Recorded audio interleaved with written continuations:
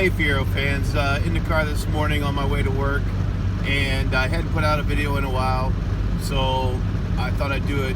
I mean, my summer has been so busy, I haven't had a minute to get in the garage and do a proper video, but just to let you know what's been going on. My daughter graduated from high school in the spring to kick off the summer. Then we had a 50th anniversary at our church. We had my mom's 80th birthday, which turned into a family reunion. And then we had my in-laws' 50th anniversary. And of course, my 25th anniversary, my wife. And then my daughter going off to college at the beginning of the end of the summer, beginning of the fall, whatever you want to call it. And so I'm finally able to take a breath. But I was able to go to one day of the All Pontiac show up in St. Charles, Illinois. And so I've got some footage of that. Unfortunately, I was not able to go Saturday or Sunday, the main event days, so I'm missing a lot of footage from Fieros. But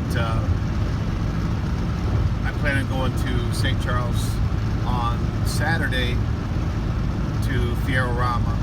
So anyway, here's a little bit of footage of what I saw at the All Pontiac show in St. Charles, Illinois, which featured the Pontiac Fiero. Had a good time up there, talked to Chad McGee. I've only spoken to him through Facebook, and so it was good to meet him in person. And so, here we go.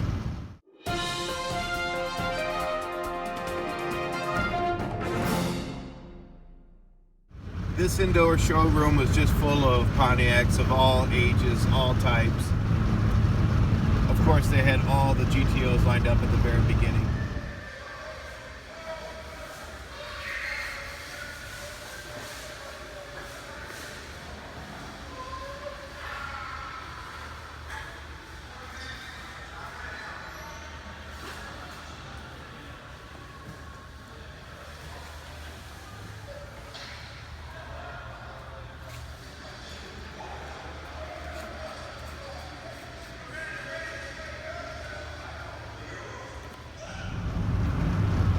Of course, you gotta love the Pontiac Trans Am, from the early Firebird John DeLorean design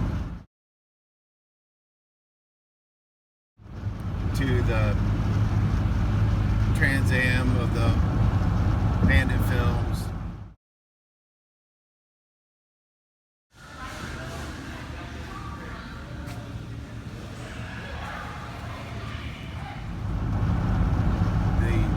Kit car Knight Rider design.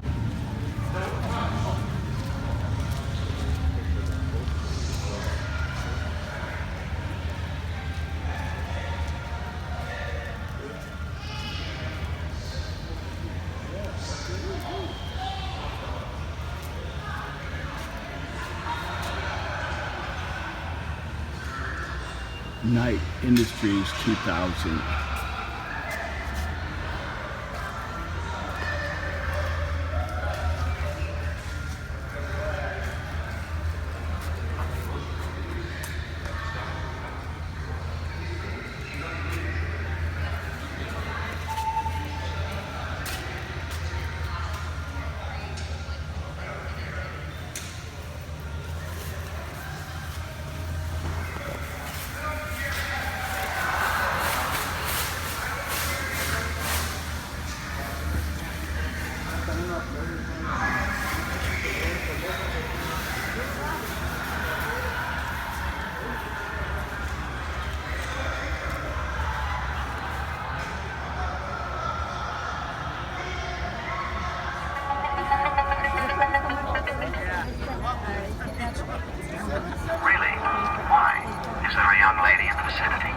Or these WS6s.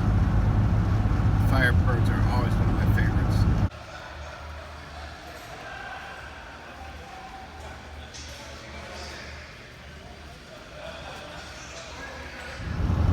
My very first Fiero was a GT, and so there's a special place in my heart for the GTs, especially the fastback design. But these formulas are really growing on me. I don't know if it's because I own a notchback now and I see the possibility of turning my base model into a formula clone, but this formula was just perfect. I mean, you could eat off that engine. Awesome car.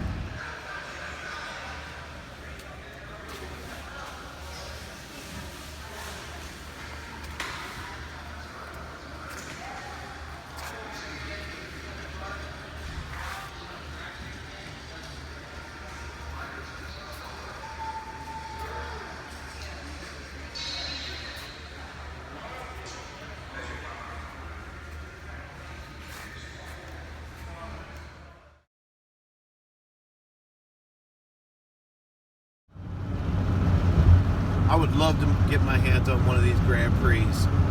I just think, the design of this Grand Prix just stands out. I know in its day it was like the Monte Carlo, but there's just something about these Grand Prix that, man, it just brings me right back to my childhood.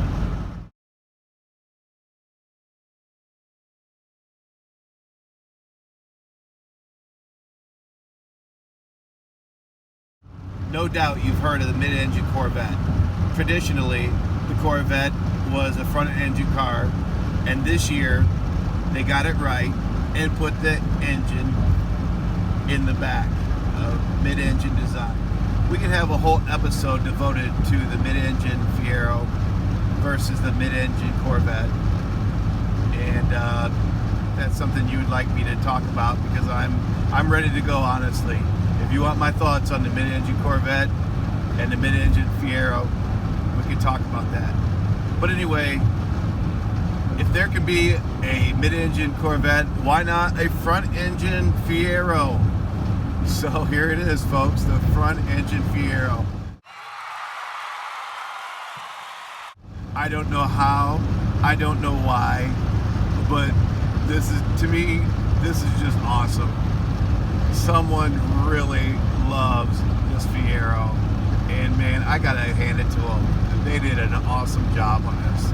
If you're gonna do it, you might as well do it right, and this guy did it right. Okay.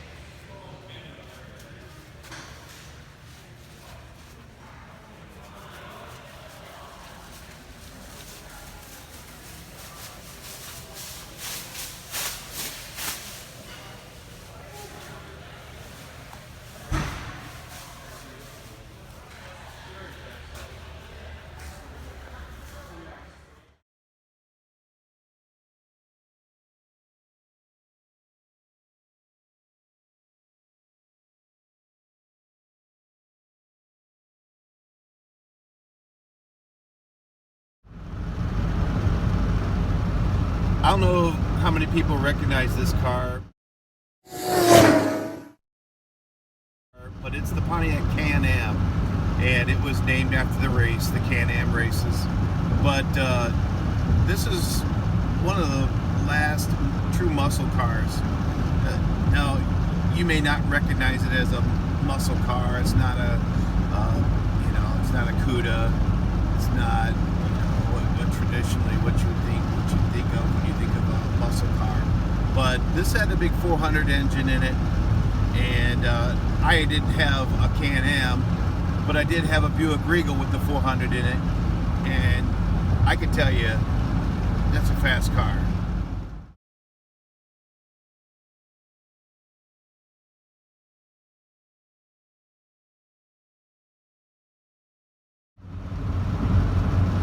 Man, I think there's two types of Fiero owners.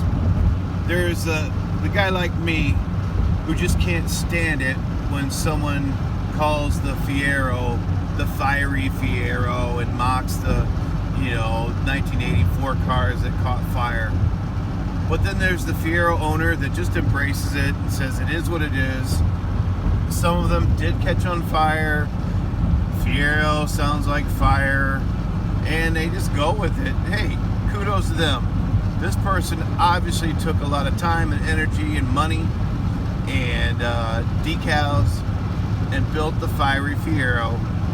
They went with it. They obviously love their car. So hey, very impressive.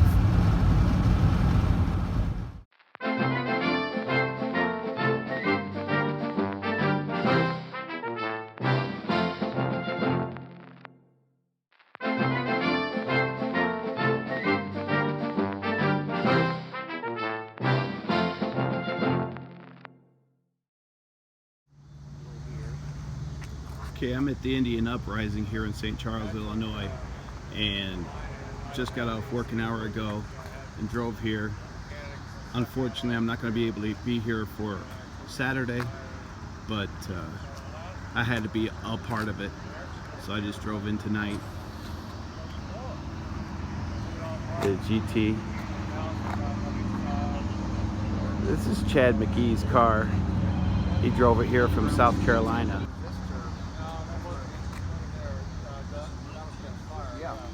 It's a Canadian car, so the speedometer is in kilometers. It's got 3,200 miles on it.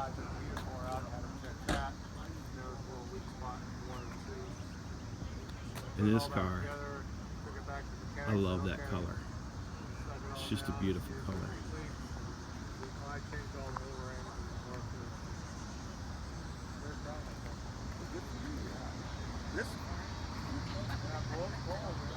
This one was working, but not cool. Just perfect. I put a can and a half of R12 in my dad's car. Okay, you gotta love the pace cars. But my favorite part of this car, I probably will never see.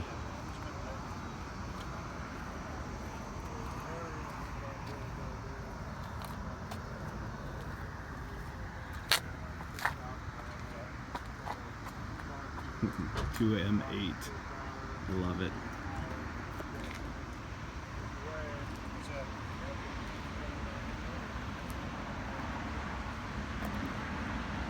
Sleeper 2M6.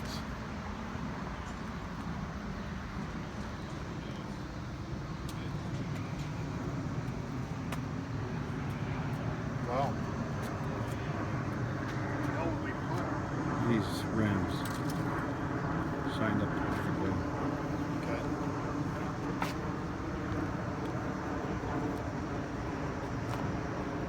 I talked to this guy. He's got a Corvette engine in here.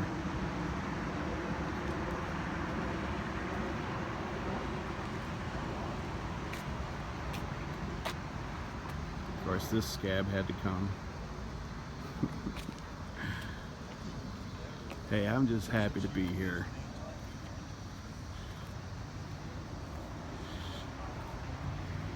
My hood's still not done. So much needs to be done, but hey, I found my people.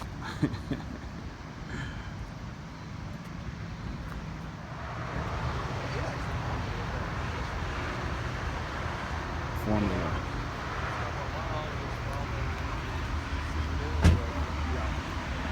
I would love to hear this start up. That's so cool.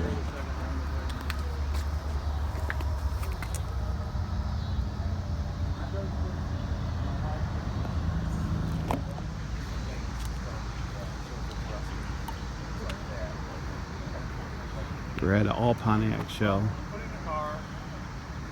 There's a judge.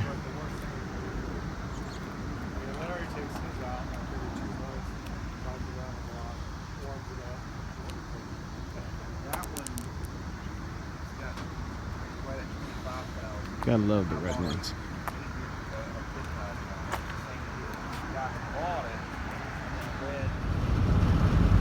Alright, so I'm going to wrap up this video, but I'm going to tell you a car story. It has nothing to do with Fieros, but I just thought it was a funny story. I thought I'd add it to the end of this video. When I was going to college, I had a 1983 Ford EXP, course, you know, two-seater car, Fiero. But anyway, on my way to college, I went through a little town and my front license plate had fallen off. Well, in Illinois, you have to have a front plate. So I got stopped and ticketed in this small town. You know, got to get their quota somehow or another. And I went to college, didn't think anything about it. And I don't know what happened to that ticket, but I was sent a summons to go to court to my parents' house. Well, the summons went to my parents' house, so I didn't see it. I went home for Thanksgiving break, and on my way back to college, I went through that same little town and got stopped by the police. And they put me up against the hood of my car and said my license was suspended. I had no idea because all my mail was going to my house. So anyway, I got out of the lockup there, spent an hour there, got out of the IBOT, and went on my way to college. Was coming back home, and a cop stopped me for not having a front license plate. Of course, suspended license. They impounded my car. Went home the next day, got my car out, got my all my fees and fines paid for, and actually got a letter from the state saying my license was reinstated. I'm in Lansing, Illinois, on kind of a wet day, and traffic backed up at a stoplight, and I just barely tapped the cargo van in front of me, and the guy called the police, wanted to file an accident report, and the police ran my license, and wouldn't you know it, they said my license was suspended. I told them that I had a letter from the state saying it wasn't, but that didn't matter. So once again, back in the lockup, and I had to wait for a friend of mine to come bail me out. Of course, I was dating my wife at the time. She was freaked out. She didn't know whether she wanted to continue dating somebody that was in lockup. But that is one of my many road stories that I thought I'd share with you guys. Well, I hope you enjoyed that. Y'all have a great day, and I'll talk to you next time. Well, I better finish that story. I went to court with the letter that said my license was reinstated, and I got $90 of my $100 bond back. Of course, why did I have to pay $10 court costs when it wasn't my fault? I mean, it was my fault that I hit the guy in front of me, but it wasn't my fault that I got locked up and I had to get bailed out. But anyway, all was well. My wife forgave me, and the rest is history. 25 years with the same lady. Still going strong. Hey, I want to give a shout out to Kevin over at Commonwealth Pickers. Him and his family are just fun to watch. And he's a reseller out of Virginia, and he's a subscriber of my channel. I appreciate that. Appreciate every subscriber that watches these videos. And we're nearing a milestone, so if you haven't subscribed yet, please do, and I will talk to y'all later.